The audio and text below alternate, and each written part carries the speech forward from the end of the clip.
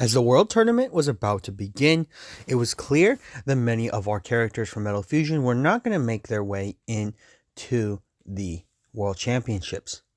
But when we got to the selection tournament, we saw something very interesting. A very quick cutoff for so many bladers and the beginning of a small semifinals bracket. But what if that wasn't the case?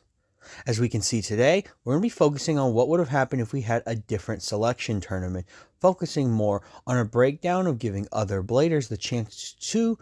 effectively live a bit of that World Championship experience, but simultaneously saying goodbye to many of the characters that we had grown to love. As we're going to check out, we already have a bracket that was already actually established by the anime itself. As when the countdown ended, Blader DJ was nice enough to go over all the numerical orders of who made it what. So in order to make this a bit easier, we'll be focusing on what would have happened with a top 8 breakdown as the starting point of the tournament, as you can already see is established. Starting off, obviously, we actually have four characters in reality, but 2 characters that were not really even mentioned because they're not a part of the main cast. That being Rudo and Sora, both being very unique characters from Metal Fusion, but we're just slightly under the cutoff. As both Kenta and Benkei unfortunately were unable to make it into the top 4 bracket, with Kenta being behind Benkei and Benkei only being 25 points behind you. Now, as we get into it, there's a few reasons why I think this tournament's important. We're going to start off with the first reason, being a finishing and developing characters, as I do believe this was the right call for this bracket. As one of the first things is actually introducing Masamune to us and us getting to like him more. As I do think early Metal Masters Masamune isn't necessarily the most likable character, and albeit it's mostly because he's made very annoying. But I think with this first round battle, we're going to see a way to showcase his development as well as completing an arc for a certain character.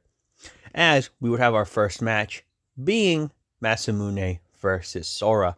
Now, for those who do not know Sora, I'll just give a quick breakdown. Sora is a character from Metal Fusion and is actually a character from one of the video games for the DS for Beyblade, and Sora's effectively a Jenga fanboy. He has 2 specific episodes based around him, one with Kenta. The second one does have Kenta, but that one is more focused on completing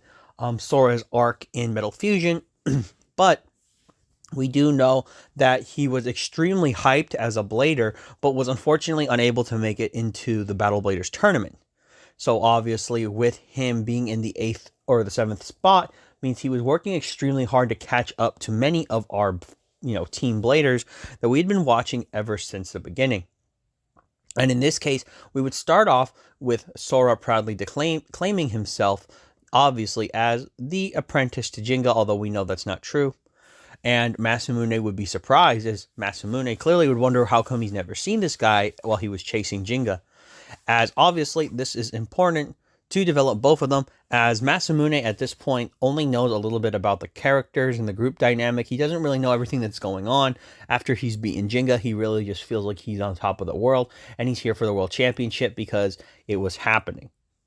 So, obviously, Sora is one of these characters that didn't make it into Battle Bladers, but is by no means weak, and we get to see this develop in his battle with Masamune, as when it begins, it's pretty obvious that Sora is actually on the back foot for a little bit, only because Masamune is actually a very good blader, as this becomes very important as both of them begin to battle, and Sora is quickly seeing that Masamune actually has a lot of skills,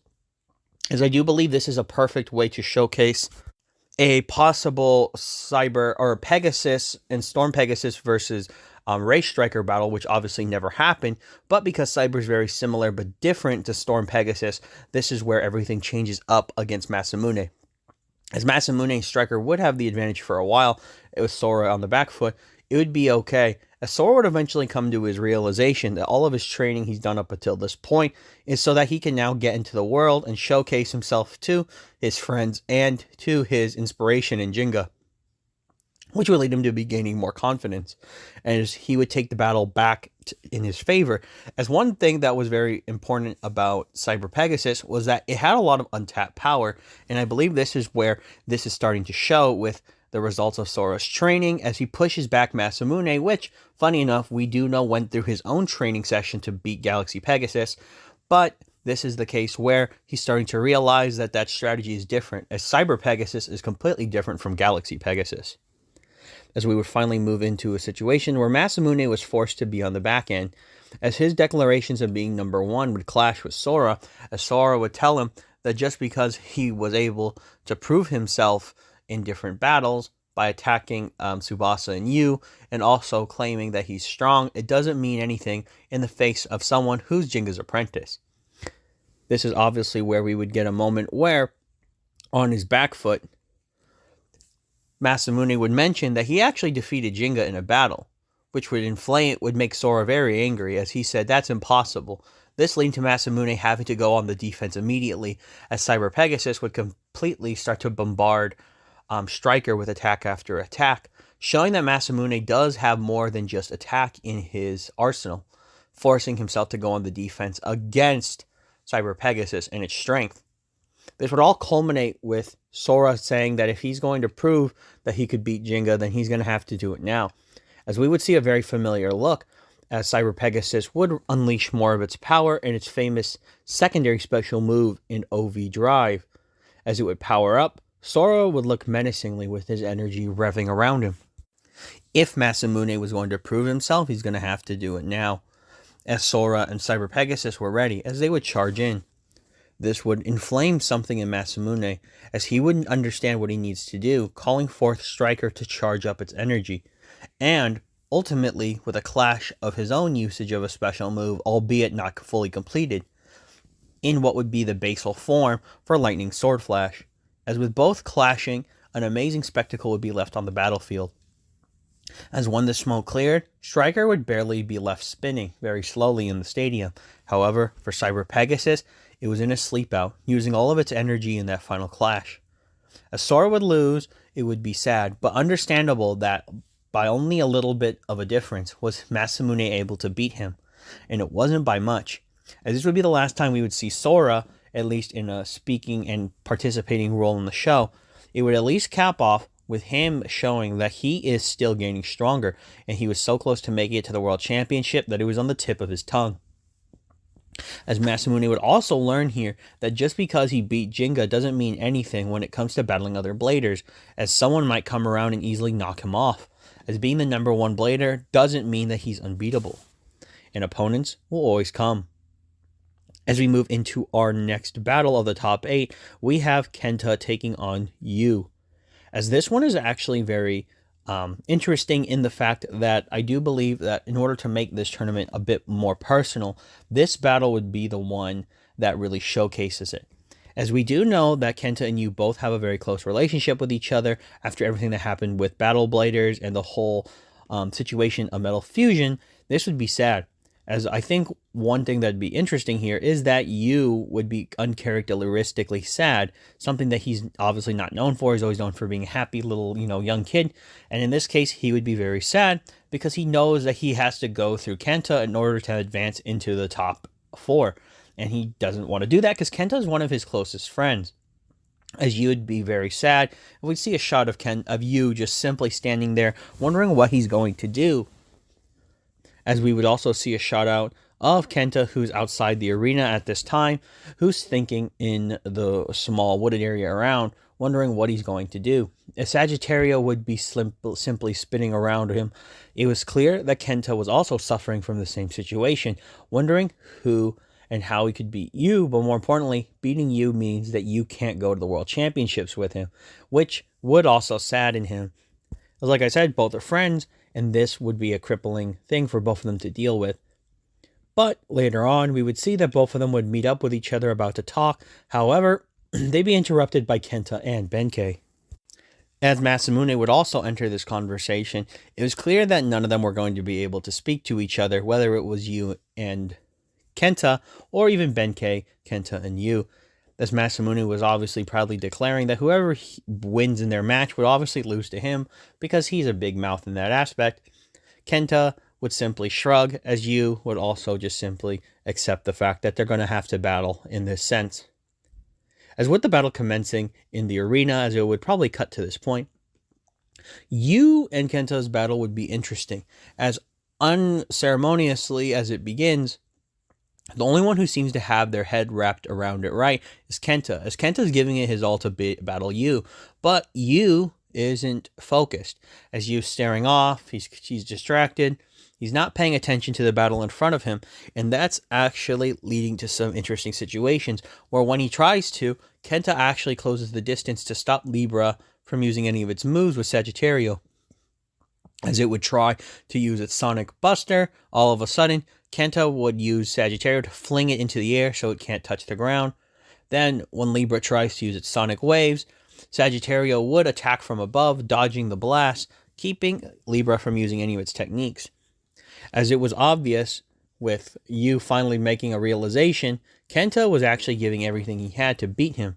This wasn't just a simple match between friends. This was a chance to go to the World Championships, and Kenta knew, with the rigorous training he would have gone through between the gaps in Battle Bladers, as well as the Battle Bladers tournament where he prepped for, and even the gap between that to now in the World Championships, Kenta had been giving it his all, and he wasn't going to simply give up now.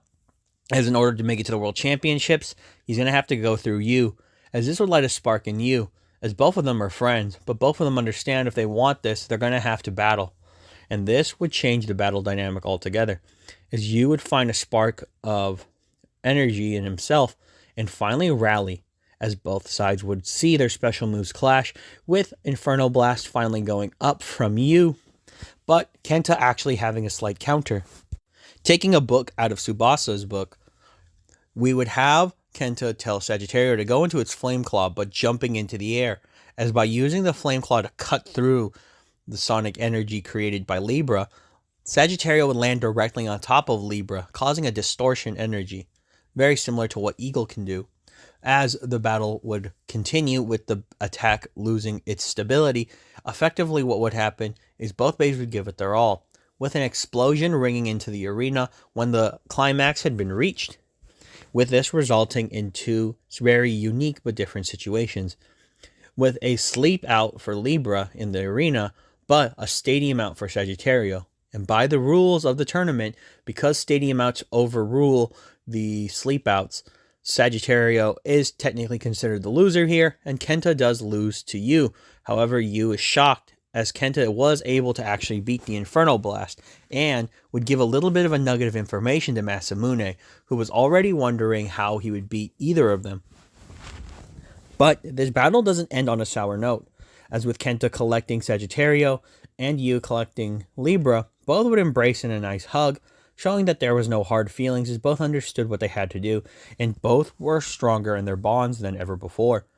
As this would lead into the third round of the top 8, we would see a very interesting battle take place in the form of Rudo versus Kyoya, as both of them were ready to go head-to-head, albeit it was mostly just Rudo wanting to go head-to-head with Kyoya.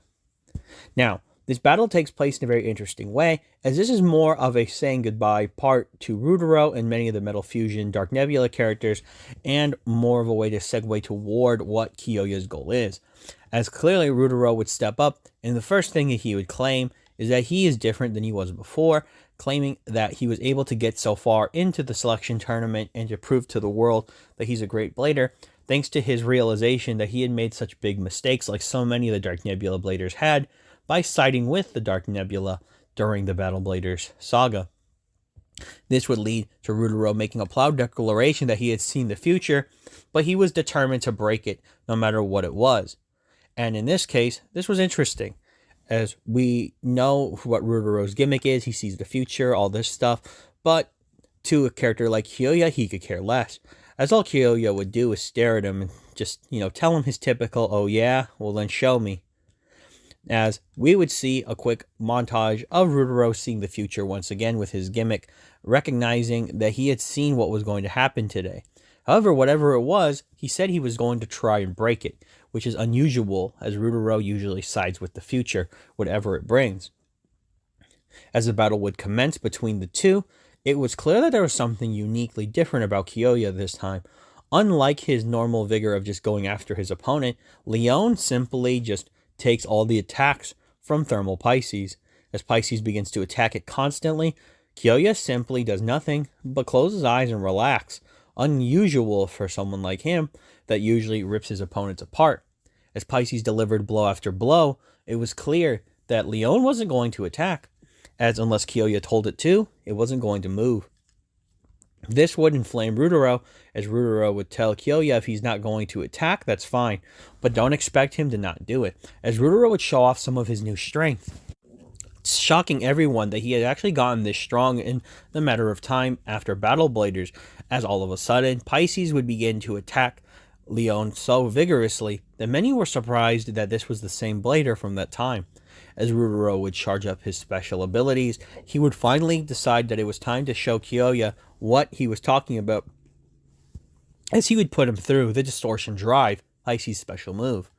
As we would see the new dimension change and Rudo begin to take out Leon,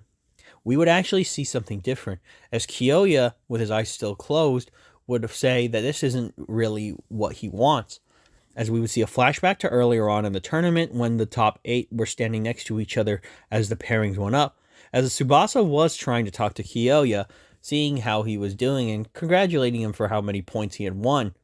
But to everyone's surprise, Kyoya's attention wasn't focused on the pairings at all. In fact, he was staring up at the arena at the WBBA box, where a certain red-haired character with a new Bay Pegasus was staring,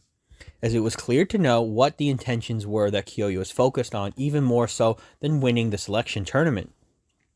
As at this point, he'd finally snap back to reality and tell Rudo that he's not even worth the time that he's been putting in to get here. As he said, he doesn't care what he is and what he's done. He says it doesn't really matter. All that matters is the strength and who's the strongest.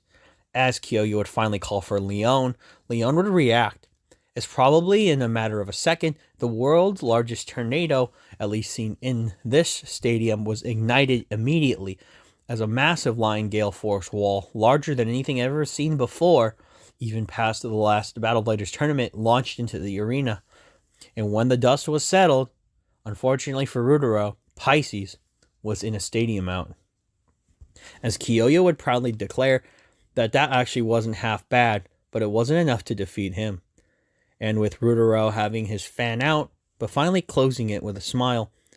would finally see a flashback of what his future was, seeing that the proud line of the wind would come crushing through and defeating him.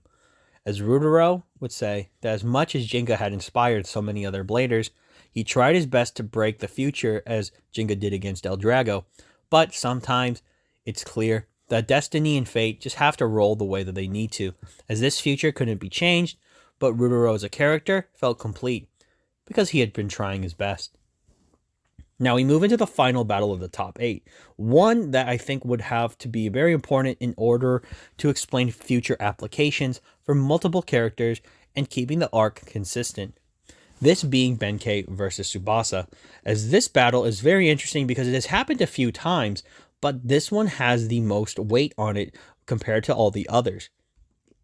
As I think the first one who's nervous about their battle would obviously be Benkei, as Benkei's track record with Subasa has been very poor, at least in his mind, losing every single battle to him when it was competitive, and even in casual battles, Subasa always seems to have the edge.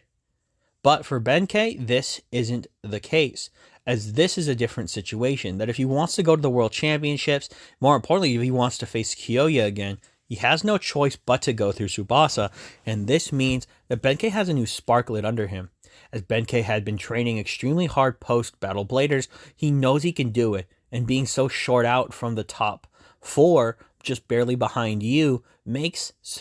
Benkei believe that he knows he can do this if he thinks. As one of his weakest strategies against Subasa is that he always leaves himself open, as Subasa likes to think. So if Benkei thinks, he can do it too. As it would open up to the battle going on, this would be less focused on Subasa, for a few reasons. As Subasa is clearly seen to be favored, there's not really much that can be done in terms of explaining how he feels against Benkei, except he knows he has to beat Benkei in order to move on, where he will have to face Kyoya next. But Subasa is slightly underestimating Benkei at this point, knowing that if he's still as strong as he assumes he is, he can beat him easily. But this is where a shocking reality happens, as Benkei would proudly declare that he's going to beat Subasa before the battle begins, which would shock him, as the seriousness on Benkei's face and the look he gives and the fear he feels with Bull rallying means that Subasa might actually have to take him seriously, albeit with some of his hubris. Subasa reminds Benkei that he's never even beaten him before, but he won't take him lightly,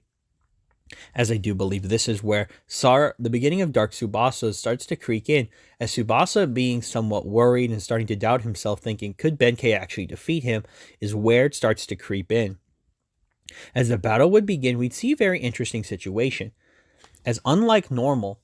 Benkei actually is forced to be on the defensive as he allows Eagle to attack. But unlike normal, Eagle's actually falling for Benkei's strategy, as Subasa assumes that this means that Benkei thinks he can hold out against the defensive Eagle, but that isn't the case at all. Because of the strength of Bull being a balanced type, he has to maximize its potential, and one thing he's never done is use its defenses properly so that its offenses can match. As Benkei is forced to use Bull's best features against Eagle, it seems to be surprising to Subasa as he starts his diving crush attacks, but with Bull standing completely still, it's able to simply hold its ground against Eagle, which normally Eagle would not be able to push down opponents. In this case, Bull's actually matching the power output, but this is done because of how Bull is battling.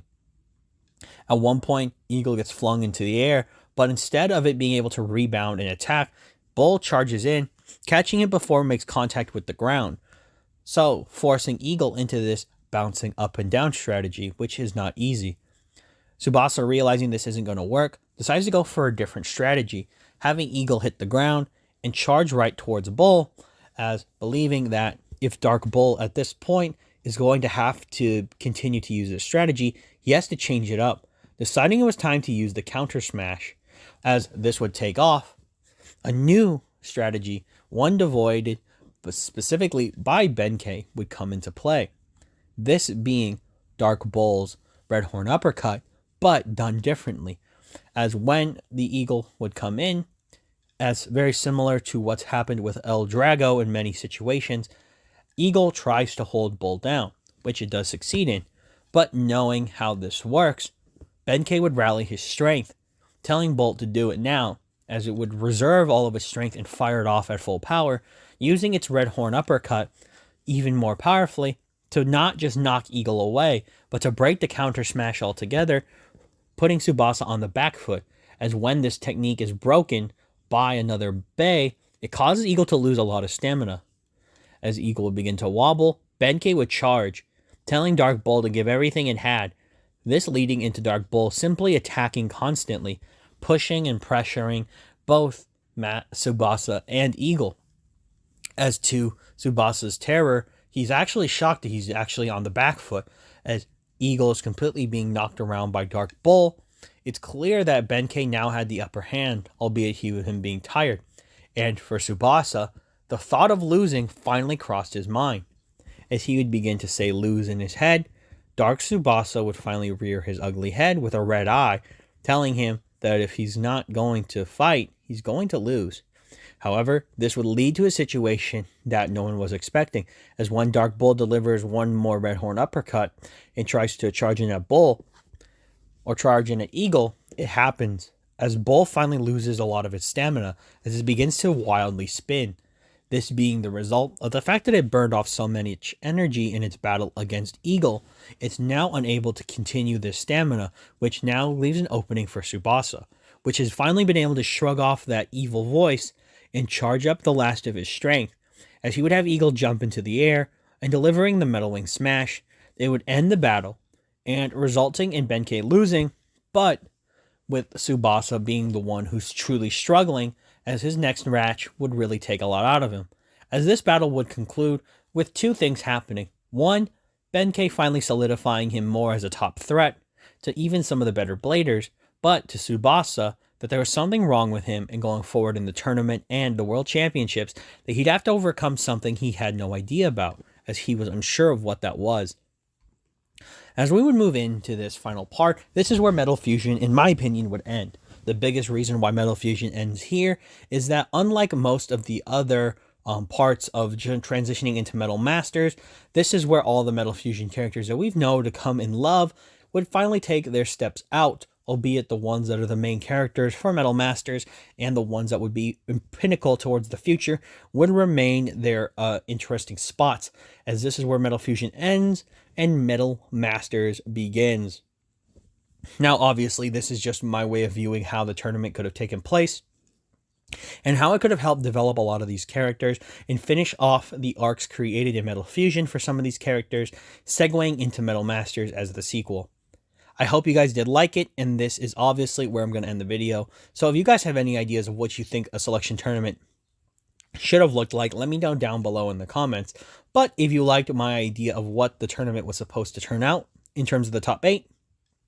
you let me know as well. So as always, this has been Brad from the Ad Army signing off. And for all of you out there, to sign on.